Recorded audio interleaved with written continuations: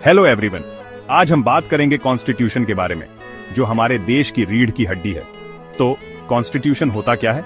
ये एक लिखा हुआ या अनलिखा डॉक्यूमेंट होता है जो गवर्नमेंट का स्ट्रक्चर, सिटीजन्स के राइट्स और ड्यूटीज और भी बहुत कुछ बताता है। ये एक तरह से कंट्री के लिए अल्टीमेट गाइड बुक है, जो लॉज से लेकर गवर्नेंस तक हर चीज का फ्रेमवर्क सेट करता है। सबसे पहले चलो डेफिनेशन और मीनिंग समझते हैं कॉन्स्टिट्यूशन की।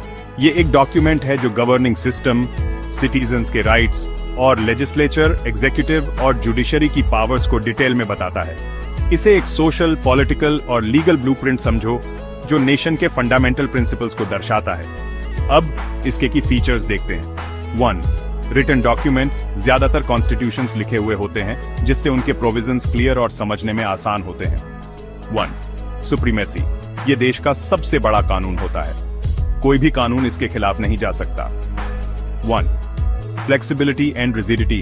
कुछ कॉन्स्टिट्यूशंस में बदलाव करना आसान होता है, जबकि कुछ काफी रिजिड होते हैं। 1.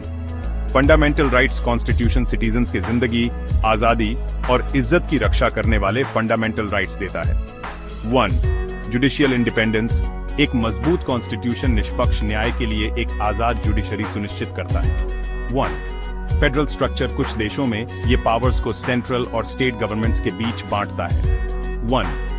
Democratic principles. ये लोगों की संप्रभुता को मान्यता देता है और डेमोक्रेसी को बनाए रखता है। तो कॉन्स्टिट्यूशन इतना जरूरी क्यों है? ये इसलिए जरूरी है क्योंकि ये किसी भी देश के पॉलिटिकल, सोशल और इकोनॉमिक स्ट्रक्चर को आकार देता है, सिटीजन्स और गवर्नमेंट के बीच पावर्स को बैलेंस करता है। इसके बिना देश आसानी से अराजकता में जा सकता है। ये कुछ कारण है कि ये इतना जरूरी है। 1.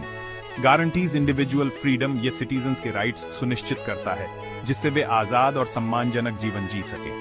1. Justice and equality. ये कानून के सामने समानता प्रदान करता है और भेदभाव को रोकता है। 1. Protects democracy. ये इलेक्टोरल प्रोसेस को निर्धारित करता है, डेमोक्रेटिक सिस्टम की रक्षा करता है। 1. Supremacy of law. सुनिश्चित करता है कि सभी कानून कॉन्स्टिट्यूशन के अनुसार हों। 1. Limits government power. सरकार को अत्याचारी बनने से रोकता है, सिटीजन्स के राइट्स की रक्षा करता है। 1. Maintains national unity and integrity. सुनिश्चित करता है कि अलग अलग जाति, धर्म और संस्कृति के लोग एक साथ मिलजुल कर रहें। अब चलो इंडियन कॉन्स्टिट्यूशन पर एक नजर डालते हैं। 26 जनवरी 1950 को लागू हुआ। ये दुनिया का सबसे बड़ा लिखित कॉन्स्टिट्यूशन है। डॉ. बी.आर. अम्बेडकर ने कॉन्स्टिट्यूएंट असेंबली में इसकी ड्राफ्टिंग कमेटी का नेतृत्व किया था। 470 से ज्यादा आर्टिकल्स के साथ ये एक व्यापक गाइड है जो देश को चलाता है। संक्षेप में, कॉन्स्टिट्यूशन सिर्फ एक डॉक्यूमेंट से कहीं ज्यादा है। ये देश की नींव है जो सभी नागरिकों के लिए न्याय, समानता और स्वतंत्रता सुनिश्चित करता है। ये एक गाइडिंग लाइट है जो देश को लोकतंत्र और एकता के रास्ते पर रखता है। ट्यून इन करने के लिए धन्यवाद।